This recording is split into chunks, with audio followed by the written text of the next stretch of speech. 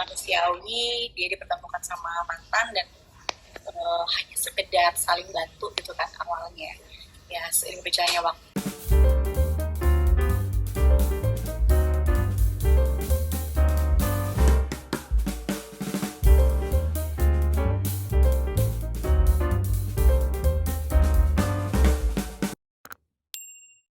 Ternyata yang bisa bantu adalah dari Ciara. Seperti itu ya konflik yang awal-awal. Nah, kita boleh tahu nggak Ya, sih sekarang perkembangan karakter sama konflik ceritanya seperti apa sih dari cinta dua pilihan dari sisi Fatir ya, dan Ciara? Silakan. ya sesuai perjalanan waktu memang perubahan karakter tuh selalu ada ya gitu. Kalau di Clara sendiri memang kayaknya udah bukan perkembangan karakter atau bukan hanya perkembangan cerita tapi lebih ke tools ya, karena sebelumnya kan Clara tuh wanita yang memang manusiawi, dia dipertemukan sama mantan dan hanya sekedar saling bantu gitu kan awalnya.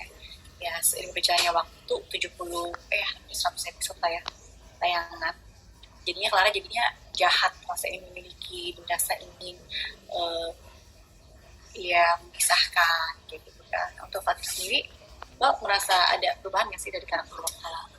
Ada perubahan karena sesuai dengan ceritanya cinta dua pilihan pada saat itu memang Fatir harus memilih membahagiakan keluarganya atau membahagiakan satu orang anak inilah yang sebenarnya juga tidak punya figur ayah gitu loh. Jadi pada saat itu Fatir ingin bisa bagi dua-duanya, membahagiakan anaknya dan juga membahagiakan keluarganya. Tapi sejalannya waktu, sejalannya penonton juga sebenarnya juga melihat kira-kira tuh karakternya Fatir tuh seperti apa, maunya seperti apa. Nah sekarang ini kita udah sampai di persimpangan, akhirnya memang Fatir tuh nggak bisa membahagiakan dua-duanya. Nah di sini dapat kesempatan Sukma akhirnya juga memperbolehkan Fatir untuk bisa membahagiakan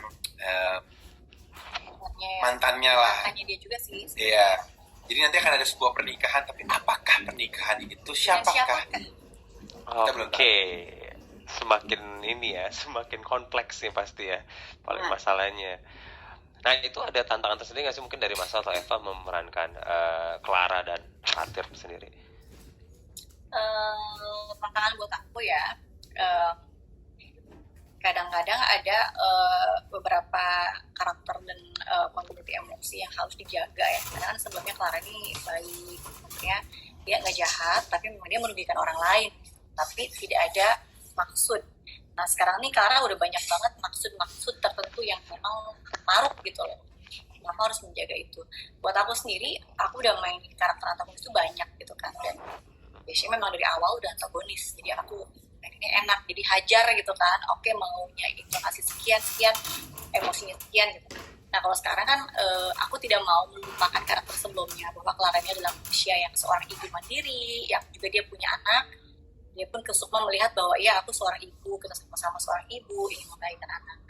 Nah cuman kan kesini dibuat lebih intens ya, jadi lebih hardcore gitu loh jahatnya. Nah aku sih pengen menjaga itu sebetulnya, bukan buat uh,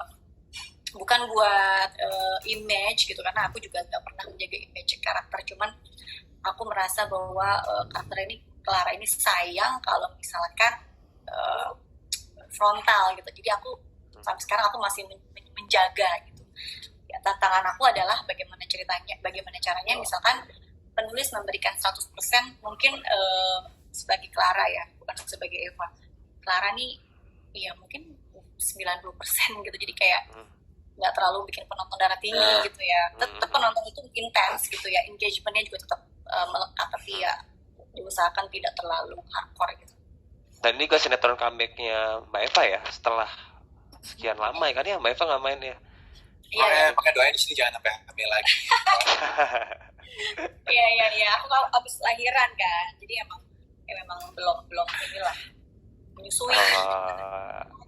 Iya. Jadi mau diwanti masih dia Sempet kaget gak sih Mbak Eva? Maksudnya dengan lokasi syuting kan sudah sekian lama mungkin di rumah bersama anak dan suami, terus tiba-tiba das gitu situasi syuting lagi balik, atau bahkan malah bersemangat?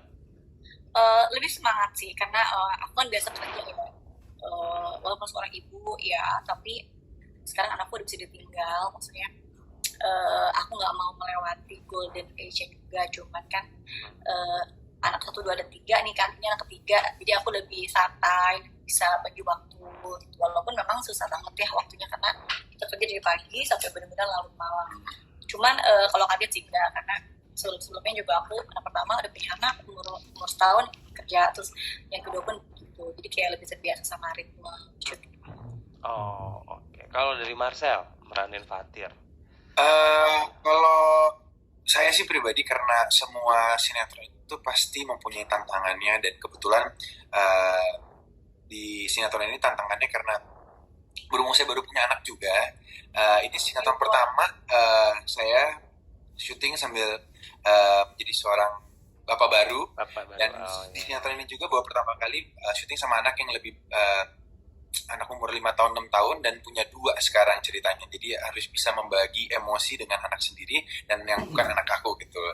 Nah, yang berbedanya adalah di sini karakter gue tuh jarang banget dapat karakter yang enggak, enggak yang santai, yang pelan. Itu gue jarang banget dapat karakter-karakter yang seperti itu. Biasanya sih kalau dapat pun gue cuma beberapa episode, habis itu akan berubah menjadi yang eksplisit, lebih marah-marah, lebih sedikit jahat gitu. Nah di sini tuh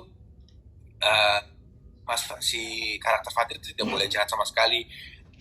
Yang paling susah adalah membagi, gimana caranya untuk bisa membahagiakan dua keluarga ini gitu loh. Sedangkan sebenarnya semua orang tahu Fatir itu harusnya membahagiakan keluarganya, bukan membahagiakan keluarga yang lain. Tapi karena ada 1 dan 2 permasalahan, jadi harus dua-duanya dibaik-baikin gitu loh. Dua-duanya harus Fatir bisa menjaga perasaan, bisa menyayangi dua-duanya gitu. Karena memang si keluarganya Fatir, istrinya Fatir ini ternyata memang adalah adiknya dari mantannya Fatir, mantan pacarnya Fatir. Jadi memang harus bisa dimainkan seperti itu. Nah ya, kesulitannya itu belum pernah mendapat anak menjadi figur bapak dengan anak umur 5 tahun. Biasanya tuh pasti anak kecil atau umur 1 tahun 2 tahun, atau anaknya siapa tapi pura-pura menjadi bapaknya kayak gitu-gitu.